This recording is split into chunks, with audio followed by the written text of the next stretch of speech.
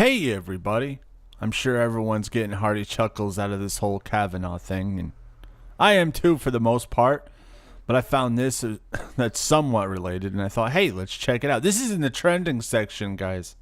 That means it's not really trending. It's just Cassandra Stone says it's trending. Hey, this was written October 6, 2018. And this is viral photo nails how exhausted women are after Kavanaugh hearing. You think they're exhausted? Yeah, are they just posing for, oh no, look at me. I really care about this, and I really just don't want to make things about me. I really just want to stand in the street and yell, me, me, look at me. Anyway, enough of that. This viral photo taken during the Kavanaugh hearing embodies what many of us are feeling. Are you really feeling all that bad?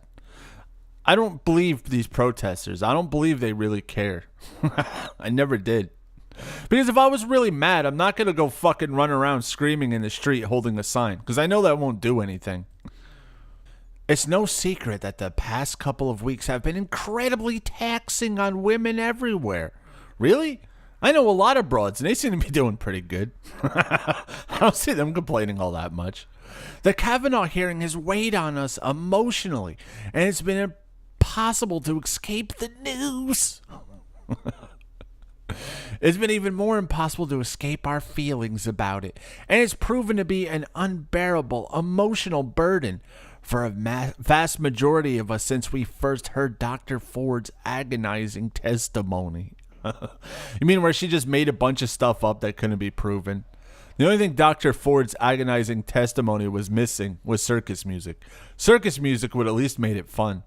A photographer covering the Kavanaugh hearing captured a particularly heartbreaking moment between herself and the subject. This wasn't set up at all. She was really, really upset. I'm sure all these emotions are real. And it perfectly sums up how many of us are feeling. Moms demand action. All right. I'm a mom. I have opinions. Listen to me. Yeah, no thanks. I'll skip on that one. Founder and activist Shannon Watts shared the photo, giving credit to NPR photographer Mary Mathis. Oh, an NPR broad photographer lady just happened to be around while she was sitting on this bench crying, who had the following exchange with the crying woman in the photo. There's that old bag. Just some old bag sitting on a park bench crying. Older woman crying in photo. Doesn't even use her name. See, that's, if she's some big moms demand action thing, why wouldn't she use her name? It's like she basically saying, hey, here's an old bag crying. I don't buy any of this. How are we going to find the strength to keep fighting? Are we going to be out there for another 30 years? I don't have 30 years left. And thank you for that. Well, that's that bitch. Let's take a look. That shit is very sad. Totally not staged. No real tears. I mean, she could be holding in a fucking watery dump for all we know. I'm just saying. We don't know what's going on in that picture. To which Mathis, the photographer, replied, I'll be here. I'll keep fighting. It's so corny. This shit was corny 20 years ago. You know, it was, well, what are you fighting for? You don't even know what you're fighting for. You're just sitting on the street screaming and making things about yourself. I don't know about you, but this exchange coupled with that photo simply gutted me. I'm sure she hasn't thought about it since. I'm sure she took that picture and forgot all about it and started digging into a family-sized can of Dinty Moore beef stew. Just popped the top off and started eating it with a spoon. Never thought about this picture again. Kavanaugh's confirmation to a lifetime appointment as a Supreme Court justice is all but set, with members of the Senate Judiciary Committee voting 51-49 to advance his nomination. A lifetime appointment for a man who is in his 50s could easily mean 3 decades or more of Justice Kavanaugh, a man with a history of sexual assault allegations. Well, at least they said allegations. And a penchant for ruling against women's reproductive rights. Oh yeah? Any proof on that? I mean, not that I care, but you just say stuff and never back it up. 3 decades is a long time. It's no wonder so many of us feel defeated right now. But because we're women, we don't have the luxury of being apathetic like our male counterparts. No, broads are pretty apathetic too, but you're just getting paid to protest. You're getting that righteous Soros bucks. Here, we got some Twitter comments, which are always great. Twitter comments are always amazing. Perfectly captures my sentiments as a mother of 3 daughters, but as long as there is breath, there is fight within me, with them and for them. Deborah Green never left the couch. That's true. Hey, Sidaf Muncie, another alphabet soup name. Hey, where's Hollis when you need her? Last night, my daughter and her 13-year-old friends talk about politics. Amazing. They are thoughtful, intuitive, and damn, they are fierce. Can we stop calling bitches fierce? It's not right. It's corny. I'm fierce. Why? Because you wrote a Twitter post or you yapped with your friend about politics? That's not fierce. It's probably really annoying, but not fierce. We're going to be just fine. All I cared about at 13 was Duran. The youth will save us, and the girls will lead the way. We got this. You ever notice how these creeps always try to get fucking kids into their dumb movement? Always. It's creepy. I just picture some ghouls going around your kids, trying to suck them into their shitty political movement that no one cares about. It's creepy. It's real creepy. Hey, Cheryl, guys, on the old Twitter said, me too, so tired.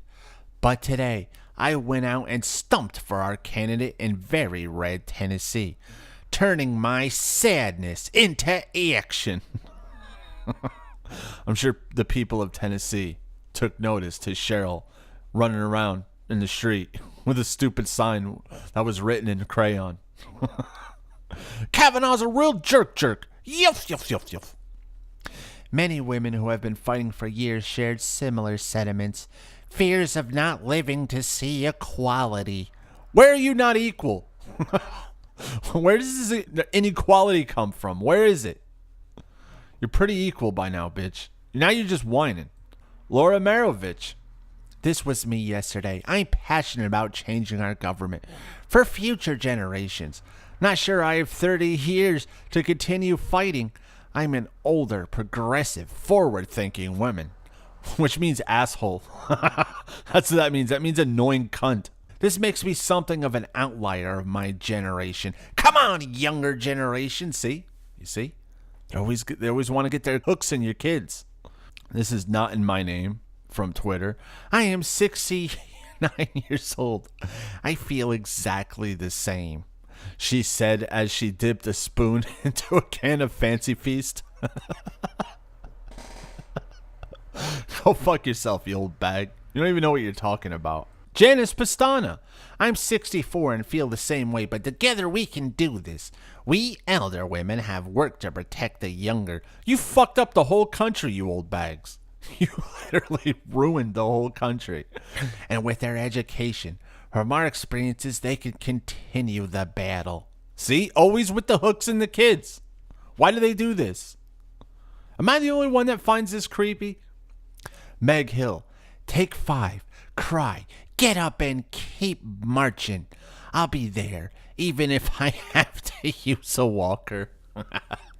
I hope it's got the tennis balls on it. I'm a sucker for a walker with tennis balls.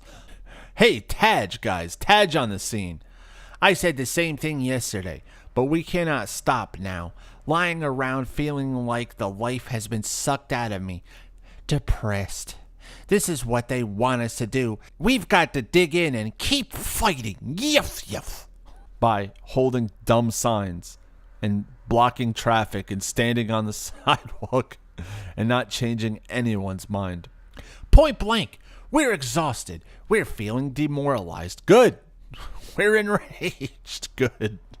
I don't want you assholes happy. And we're allowed to feel exactly how we want to feel about an accused sexual assaulter ruling against women and their bodies for years to come. Boo-hoo. Finding any shred of hope for a better future is, at the risk of sounding like a cynical and depressed person, because I am, is almost out of the question for so many of us. But find it we will. No, you won't. You assholes will never be happy. Ever. In the funds raised by Soros. Oh, for Senator Susan Collins, 2020 opponent. For one, the midterm elections will show us if we're ready to elect progressives instead of gray-jowled Republican ghouls.